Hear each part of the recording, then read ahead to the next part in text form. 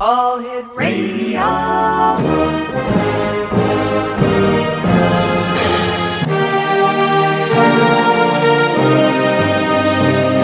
Welcome to the X Zone, a place where fact is fiction and fiction is reality.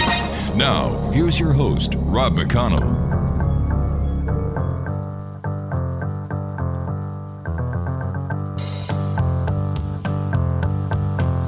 I like the way you smile at me. I felt the heat that enveloped me. And what I saw, I like those minds. And good evening, one and all, and welcome back to the X Zone. I am Rob McConnell, and for the next 4 hours, I am your host and your guide as together we cross the time-space continuum to this place that I call the X Zone. It's a place where people dare to believe and dare to be heard. It's a place where fact is fiction and fiction is reality. And we come to you Monday through Friday from 10 p.m. Eastern until 2 a.m. Eastern on the Talkstar Radio Network, Mutual Broadcast Network, and X Zone Broadcast Network. If you'd like to find out about the X Zone TV channel on SimulTV, visit their website at www.simultv.com. And for all the information on the X Zone Broadcast Network and the many fine shows we have available for you, 24/7, 365, visit our website, xzbn.net. .net. X Zone Nation, our guest this hour is Michael Anthony Gagliardi. And he is a gentleman who was born in Toronto, and he has quite a story to tell. Instead of me reading the bio, I'm going to ask Michael to join us now. And first of all, Michael, thanks very much for coming on the show. And I was wondering if you could tell our listeners about yourself. Well, thank you so much for having me. Appreciate it. And my story starts in 1968. I was born in Etobicoke. So I'm a Torontonian, and at the age of 19, I moved to California to pursue music because I didn't have much for me in Canada, and that's pretty much my story from the ages of 3 to 19 that we're going to be talking about tonight. I grew up for 5 years 5 years old in kindergarten. And then by the time kindergarten started, I moved up to the small town of Meaford on Georgian Bay. Mm-hmm. And this is where my story takes place. All right. How old were you when you had your first encounter? Because you claim that it is the most incredible story of demonic possession. Share it with us. Yeah, it still shakes me up to talk about it. You know, I'm pretty new. It's taken me 40 years to talk about this. Okay. And I'll just tell you, it started when I was 3 years old. Mm-hmm. That I can remember. I have an older sister who's 7 years older, and she remembers it beginning a little bit before that. But the first encounter that really set me on edge, I think I was about three and a half years old. Coming from an Italian family, my family was immigrants from Italy after World War II. And my mother, when you're in an Italian family and you're a child, you eat pasta fagioli all the time. So it's like star soup or pastina. Right. And every time at lunch hour, my mother would call me to the table, and the soup would be there. This one particular time, she called me to the table. It wasn't there, and she came up behind me and poured the scalding hot soup all down my shoulder. Oh, God. And what happened from then, she called a taxi to take me to the doctor. She never said a word to me. She never consoled me. I was screaming in agony and pain.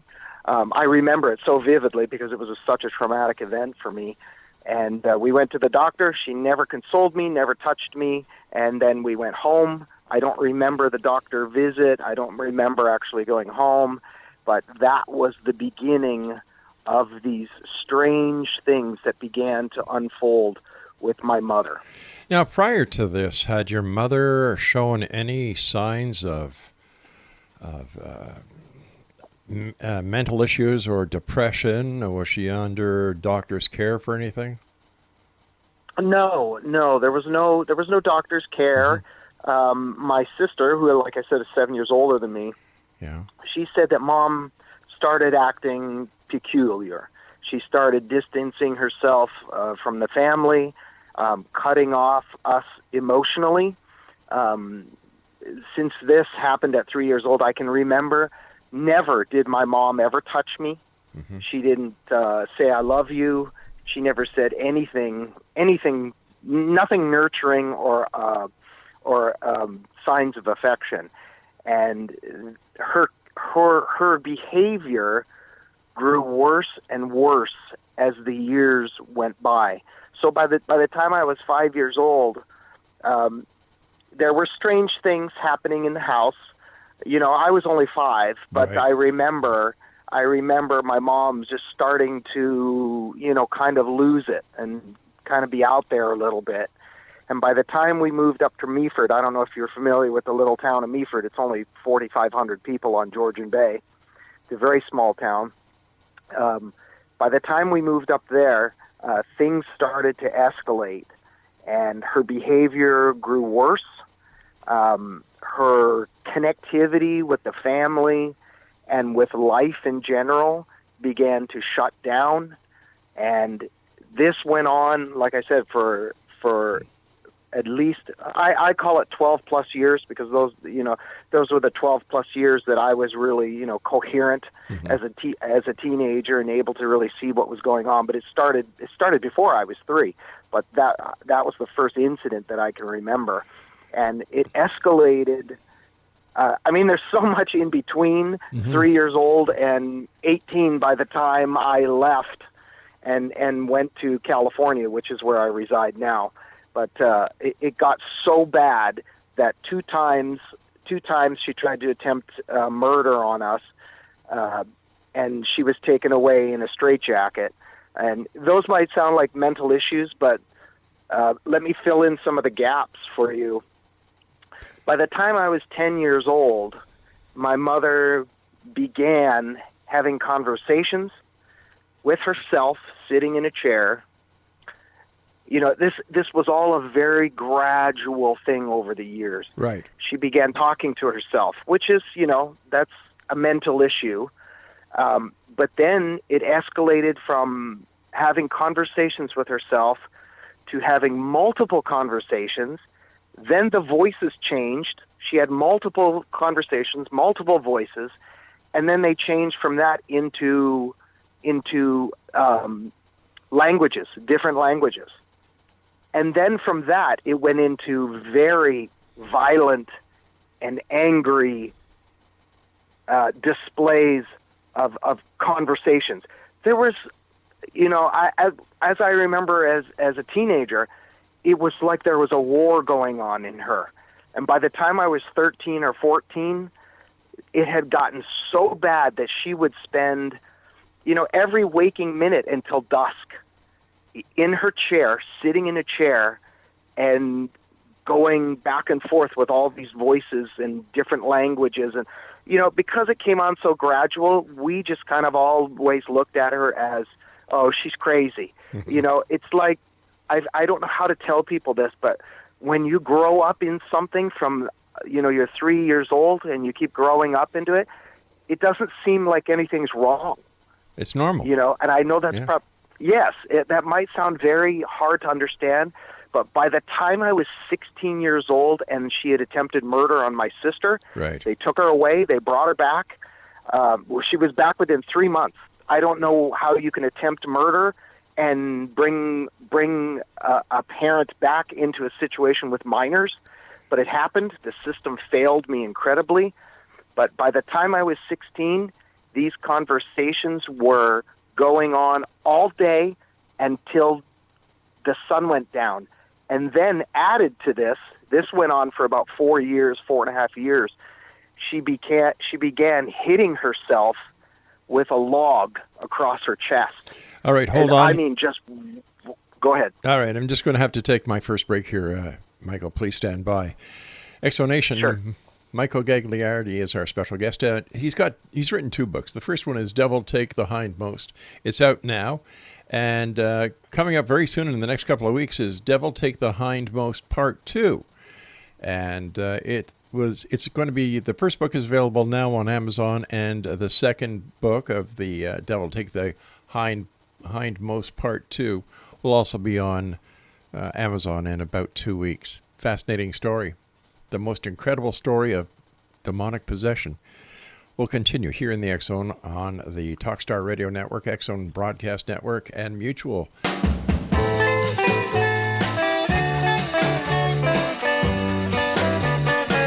She's got the devil in her heart, but her eyes they tantalize. She's gonna tear your heart apart. Oh, her lips they really thrill me. I'll take my chances, for romance is so important to me. Welcome back, everyone. Michael Anthony Gagliardi is our special guest. He's the author of Devil Take the Hindmost, which is out now, available on Amazon.com. And coming out in a couple of weeks is Devil Take the Hindmost Part 2. And it's called The Aftermath. And, of course, they're both going to be available on Amazon.com.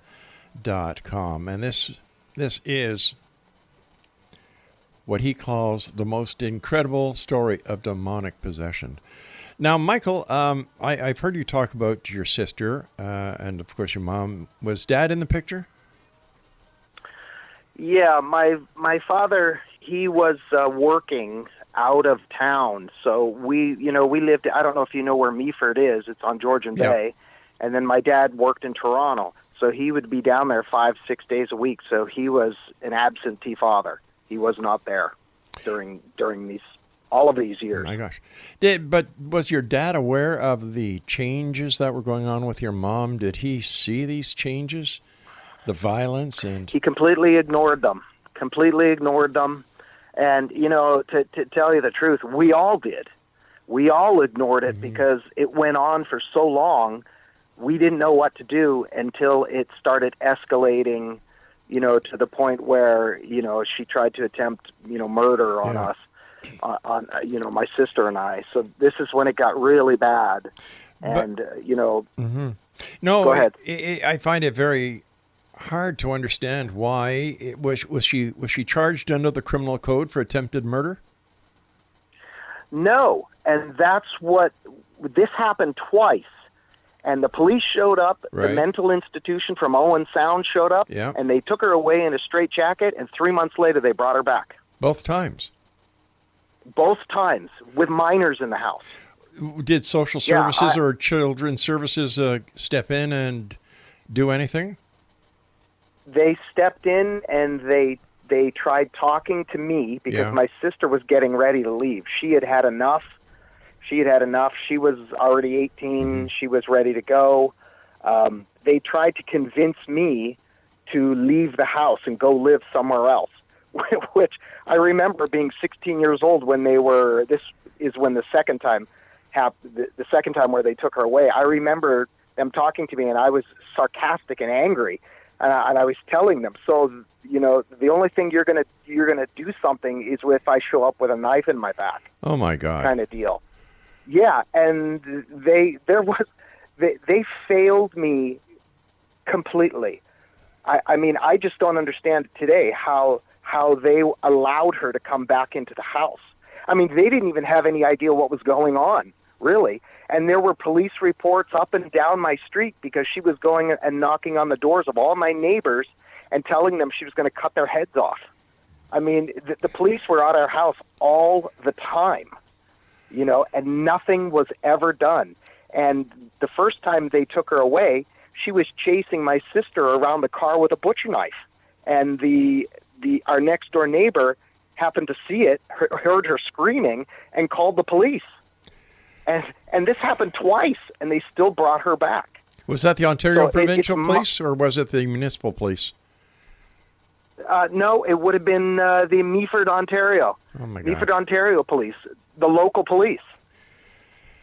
It was them and the mental institution, which back then was McKinnon and Phillips. which is now part of the Owen Sound Mental Health. You know, I'm sitting here just shaking my head on, you know, just by the grace of God, you and your sister weren't physically harmed, but the mental abuse that you both lived for so many years with. I can't understand why Family and Children's Services didn't step in, take you out of there and put you somewhere until things could be sorted out. You just don't leave a 16-year-old in a house because they don't want to leave. Yeah, it was, you know, they didn't even know the half of really what was going on. They had no idea. I mean, like I said, by the time I was 15, for at least 4 years, 14 to 18, she would be doing these conversations and going, you know, and have these manly growling voices, and her voices would change. They would change into different languages, and she'd be whacking herself with a log on her chest. I mean, I'd leave at 8 o'clock in the morning and try to just be out of there. I would go, you know, hiking up the river, come back at dusk, and I'd be parking my bike, and I could hear the thuds from outside of her hitting her chest. And she would do that every day. She did that every day for like 4.5 years. That and hitting herself with her other hand with a boot across her head. And she did this for all of her waking hours. For 4.5 years, I never saw anything but that. And it wasn't till nighttime that things really started to get bad, where she would start screaming. She would be in her room, and I would hear, it sounded like 3 or 4 people, you know, wrestling. We had a subfloor, so, you know, when you bang on the subfloor, you can hear it all over the house. Right. And it sounded like 3 or 4 people wrestling in there, hitting the walls and and I would get so frustrated. I'd be like, what the hell is going on? And then I'd run in there, open the door, and she'd be lying there in her bed with their covers pulled up to her eyes. And I'd be like, I'd ask her, what's going on? And sometimes she would say to me, Satan's jumping on me, you know, from the ceiling. And then I would close the door, leave, and then 5 minutes later, here we go. Sounds like 4 people wrestling and banging. And mind you, she was 5 feet tall, and she weighed probably 280 pounds. She ate everything in sight like an animal. It got so bad that there was no food in the house, and I stole food for about 8 years from gardens and from my school. I would do elaborate schemes to steal food from children's lunch boxes. And I did this for years. And it came down to the point where my father did this. He had to take all the food we have and put it in a freezer downstairs and put a big chain around it.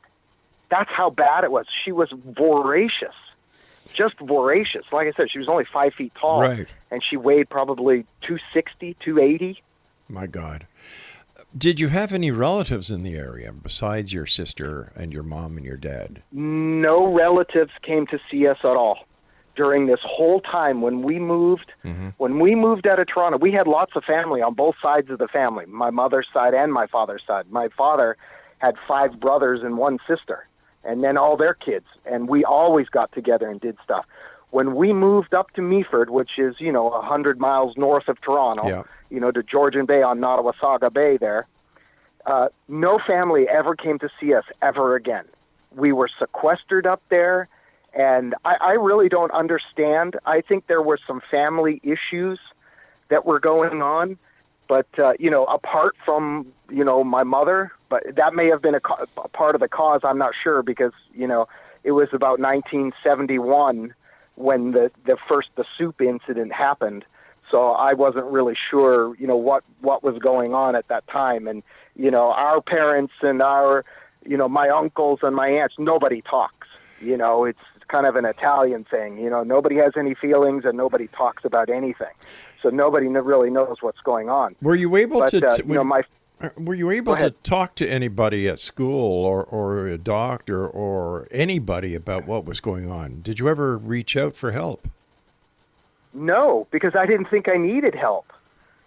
When I went to school, I was a classic overachiever. I won every academic award.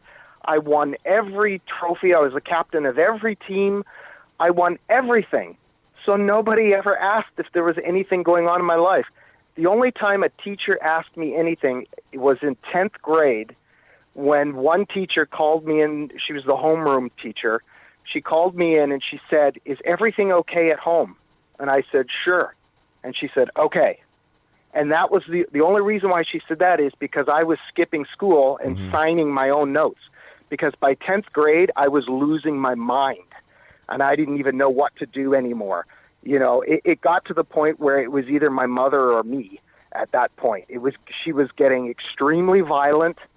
The mental torture of her talking and screaming and yelling and singing and whistling, it was nonstop from every waking moment. I never heard her go to sleep. I slept in my room for a good, I'd say 8 or 9 years, maybe close to a decade. Every time I went to bed, I pushed the armoire. We had a big armoire in my room. I pushed it up against the wall, and I slept in a fetal position with a hockey stick. And I slept in the same position for so many years that I wore a hole from my shoulder, my hip, my knee, and my ankle right down into the springs until the springs were exposed in my bed, and with a hockey stick. And every night she tried to get into my room. And I never heard her sleep. It was like she never slept. And I had to torture myself, basically, to get to sleep. I would pound my legs until you get that, you know, that euphoric feeling, you know, when you have an injury. Yep. You get zapped of your energy. I would beat my legs until they were so bad, they were hurting so bad that I would eventually fall asleep. Michael, you know, we've got to take our news break here at the bottom of the hour. Please stand by. Okay. I don't know what to say except God bless you and your sister. Exonation, Michael Anthony Gagliardi is our special guest. We're talking about 2 books that he's written. Devil Take the Hindmost. It's out now on Amazon. His second book, that is entitled Devil Take the Hindmost Part 2, The Aftermath, is coming out in a couple of weeks, and it too will be available on Amazon.com. Definitely the most incredible story of demonic possession that I've heard so far. We'll return on the other side of the news. Don't go away. Now when she hugs me and says she loves me so.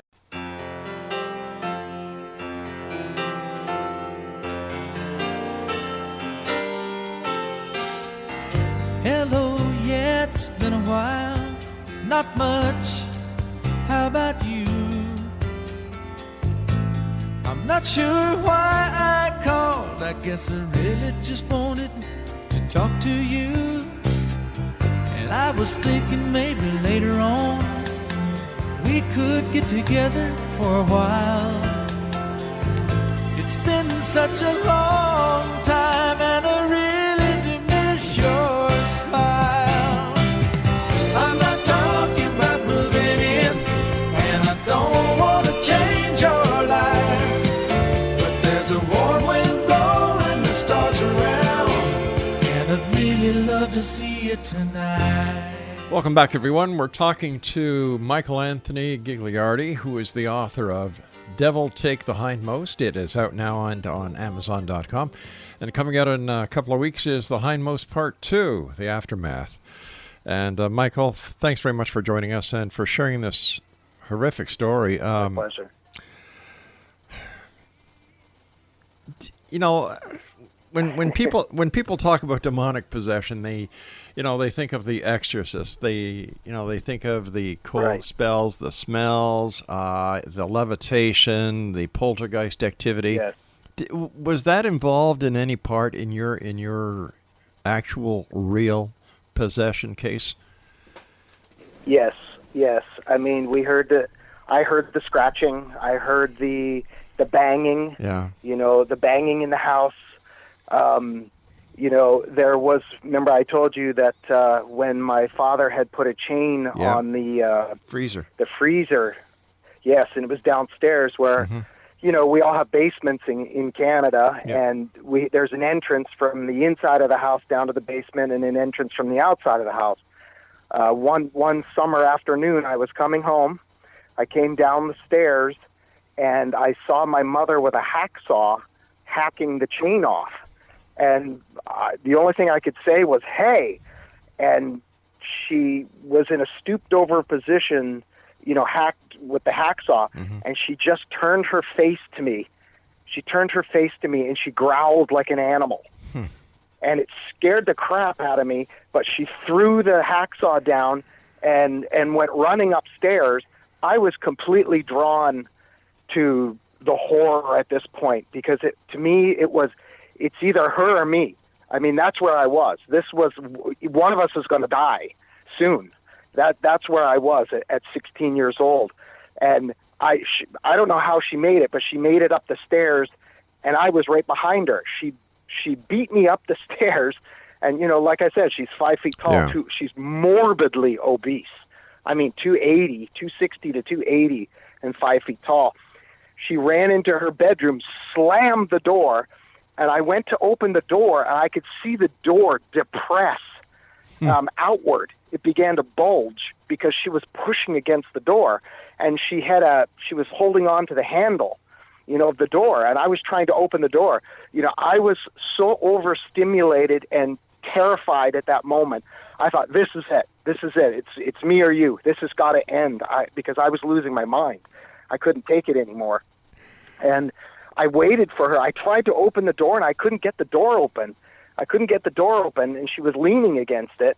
So I just stood there and I waited. And all of a sudden, about 5 minutes went by. The bulge in the door started to recede. And I could tell that she backed away from the door.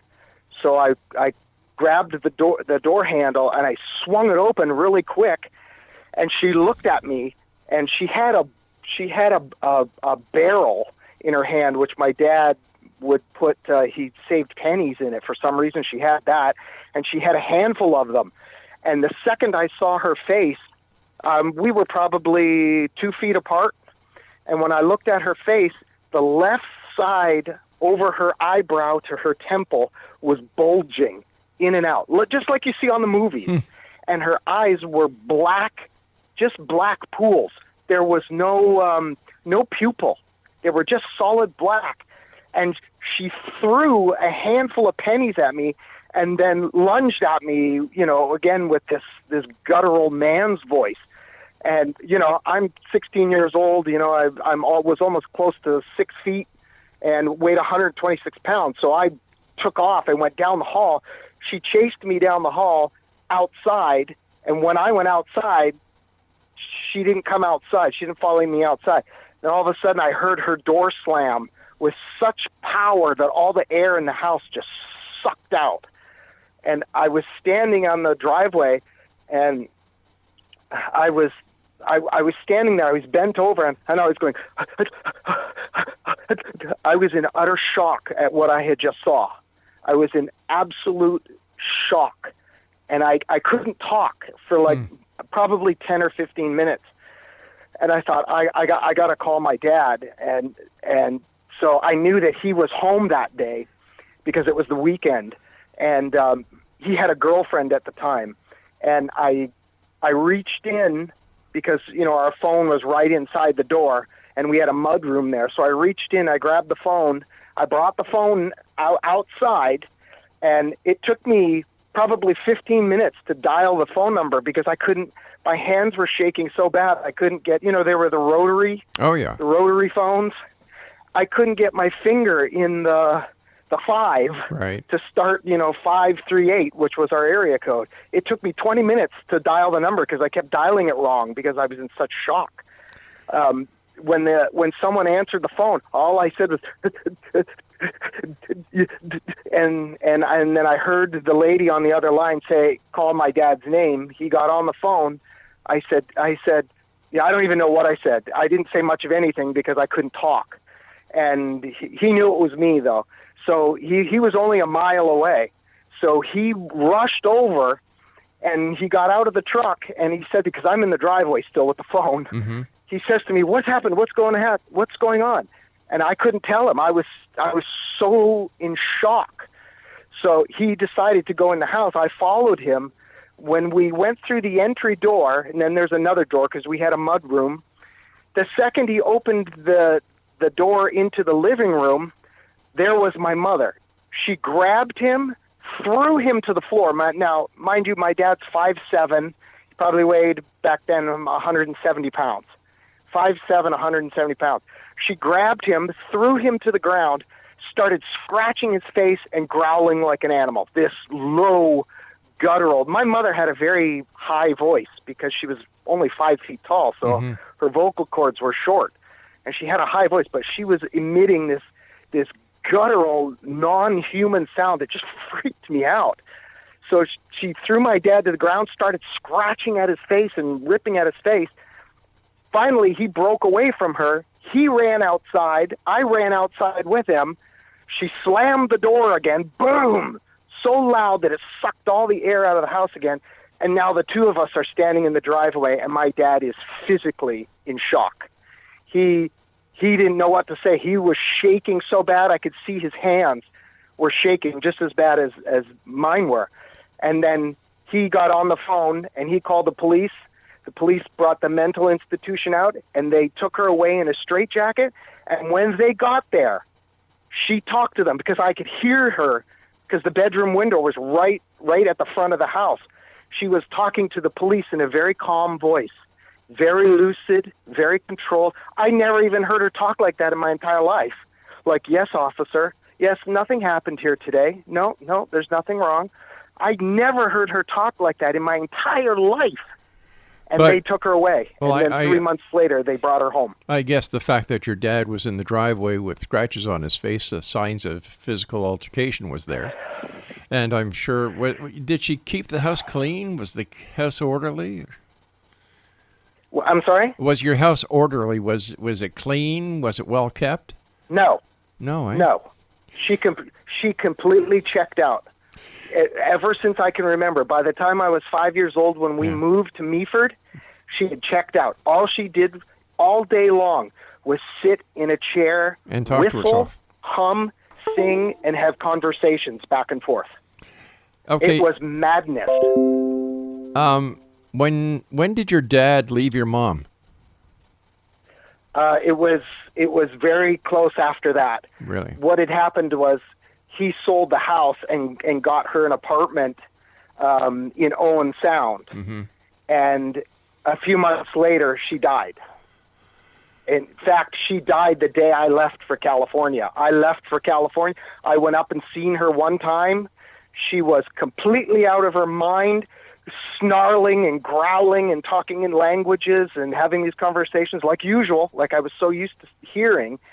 And she stopped for 30 seconds, came lucid, reached over to a drawer, pulled out a letter, handed me a letter, closed the door, laid back down in bed, and started and then going into these conversations with all these different voices. And that was the last time I saw her. And when I went to California, I left for California, was homeless. I went to I said, I don't care. I got to leave this country. I got to leave. I was going mad at that point. So I left for California, and I slept under the Santa Monica Pier.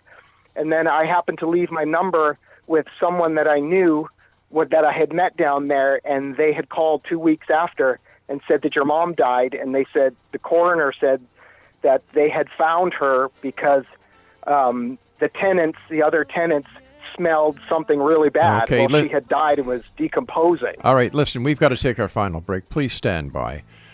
Exonation, our guest this hour is Michael Anthony Gagliardi, and the name of his two books, Devil Take the Hindmost, and coming out in a couple of weeks is Devil Take the Hindmost Part 2, The Aftermath. We'll wrap up this hour on the other side of this break. Don't go away.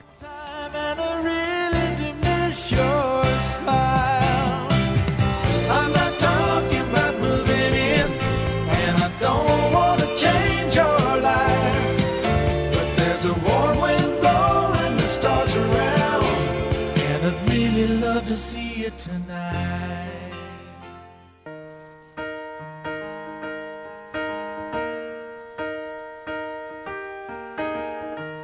Where is the moment we need it the most? You kick up the leaves and the magic is lost.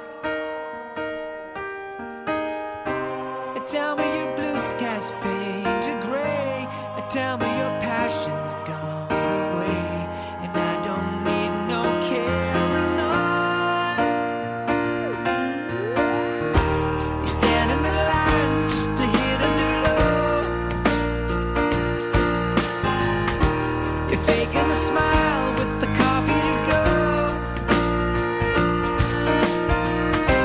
And tell me your life's been way offline. You fall into pieces every time. And I don't need no care, no. 'Cause you had a bad day, you're taking one down. You sing a sad song just to turn it around. And welcome back, everyone. Our guest this hour is Michael Anthony Gagliardi, and we're talking about the most incredible story of demonic possession. And he is the author of 2 books, Devil Take the Hindmost, which is out now and available on Amazon.com. And coming out in a couple of weeks is Devil Take the Hindmost Part 2, The Aftermath. First of all, Michael, thank you so much for joining us. And I can only imagine that talking about this brings up memories that you would rather forget. Why did you write your book?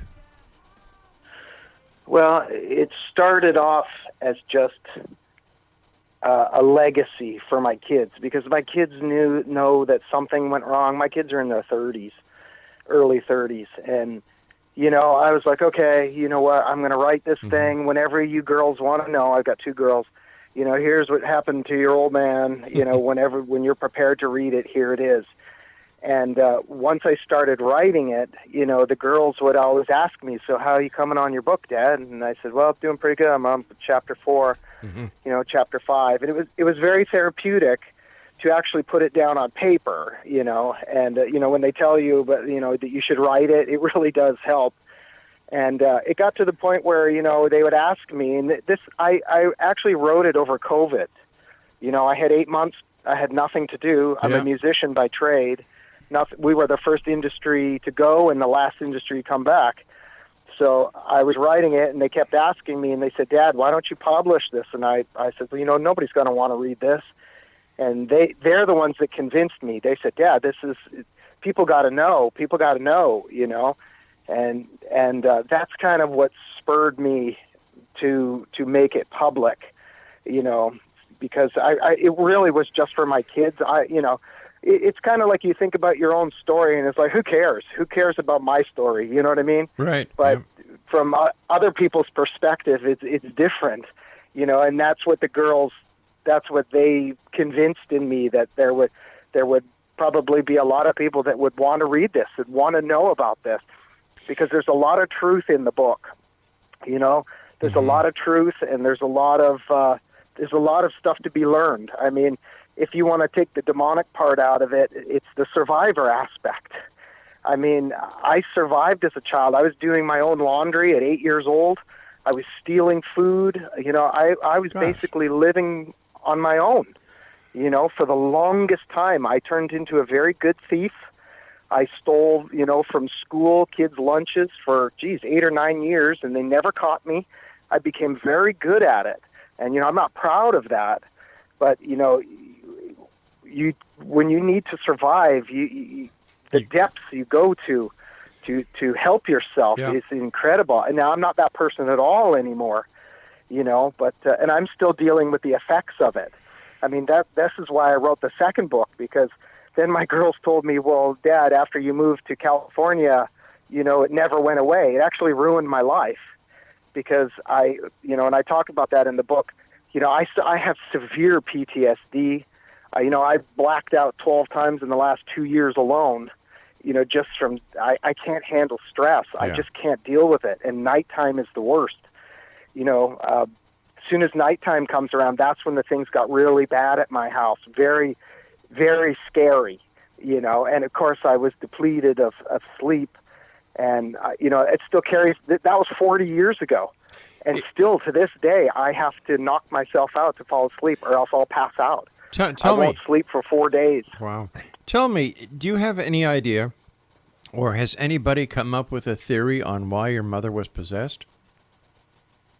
Well, yes, and I have, and I've traced back all the information that I can attain, and what it looks like is, back in 1970, 71, 70, just before those few years, my mother lost her father. She adored him. He was her life. When he died in a tragic accident, was killed by a train. Because I don't know if you remember in Canada, back in the 60s and 70s, early 70s anyway, people's backyards had no fences. That's right. And the railroad track would go right through. Yeah. So he died in one of those episodes. I think he was drunk or something. And my grandmother went off the wagon because she loved him so much. She went out and started partying. So my mother had to hold together the fort with her two younger siblings.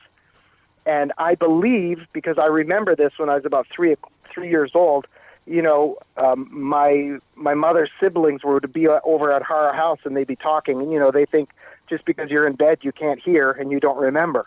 But I remember them talking about seances and because I was named after my grandfather that died, that they loved so much. And I think that was the entry point for my mother, is that she tried to reach him in a seance, and she got more than what she bargained for. And she began a life of depression. From what my sister tells me, right after, in those years, that's when it started. She disconnected from life. She went stoic. She was non-emotional. She had no affection. She had nothing. And then it began to escalate. If you know anything about how demonic possession works, it goes in phases. It just doesn't happen overnight like television. Yeah. It goes in phases, and then it becomes complete. And that's what happened to her. Over the years, it got worse and worse. She became more vile, more blaspheming, more, the voices started to come out in her. It just started out as her talking to herself. And then that escalated into just absolute madness, hearing her talking in different languages and voices that were not able for her to speak in because they were much lower than her voice, Was your mother ever part of an outpatient for mental assistance? No, never. And was we she? were actually Go ahead. Was she a very religious person? That's what I was going to say. We were actually, my father and my mother were excommunicated by the Jehovah's Witnesses.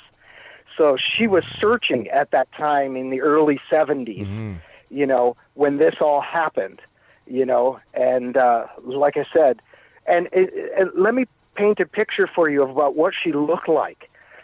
Like I said, she was 5 feet tall. She was maybe she was 5 feet. She could have been 4'11". She was 70 pounds. She had long, straight black hair, which was in her eyes. Her teeth were all rotten. And she would open up her mouth, and she would wag her tongue at me, back and forth, like this, and then start screaming and doing all these crazy things. Her tongue had serrated ridges all along each side of her tongue, and all of her teeth were almost all gone. All of her molars, they were all just halfway there. She never complained once. Never complained once.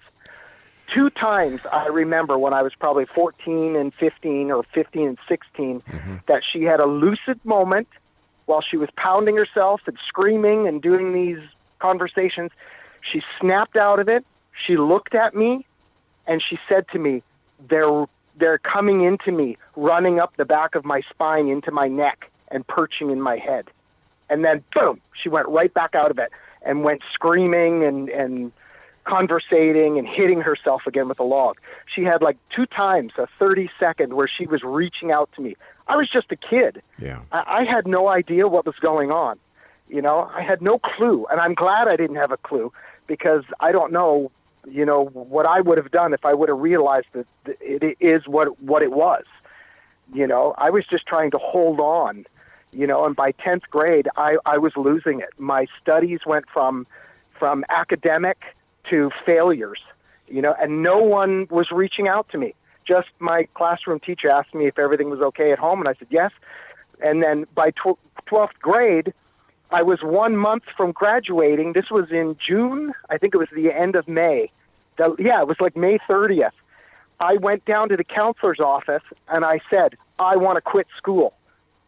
And the lady there, who is one of my best friend's mother, she was actually the counselor there. She said to me, are you sure you want to do this? And I said, yes. She said, sign here. So I signed out of school, 4 weeks before I was going to graduate, because... Are you still there? Exonation, it seems that we've lost our guest. Strange things happen here when we talk about certain topics. But listen, Exonation, the name of our guest was Michael Anthony Gagliardi. He's the author of 2 books. Devil Take the Hindmost, it's out now on Amazon.com, and Devil Take the Hindmost Part 2, The Aftermath, which will be out in a couple of weeks. And according to our guest, the most incredible story of demonic possession. We'll be back on the other side of this break at 6.5 minutes past the top of the hour as the X Zone continues with yours truly, Rob McConnell, from our broadcast center and studios in Crystal Beach, Ontario, Canada. Don't go away. Every time, and I don't need no care at all, 'cause you have